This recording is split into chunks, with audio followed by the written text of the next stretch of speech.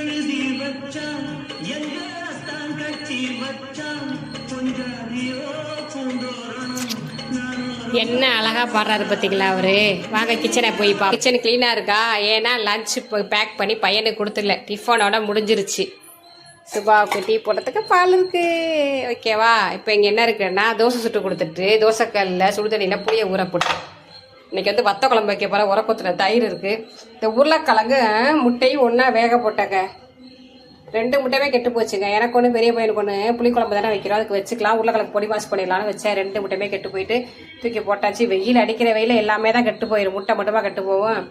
சின்ன வெங்காயம் ஊற வச்சு உரிச்சோம்னா கண்ணு எரியாது, நல்லா உரிக்கிறதுக்கு ஈஸியாக இருக்கும், தோல் காற்றுல பறக்காது.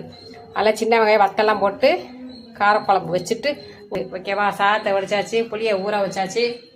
வெயில் அங்கே ஜுல்லுன்னு அடிக்குது, மாலில் போய் துணியை காய போட்டு வந்துடலாம் வாங்க.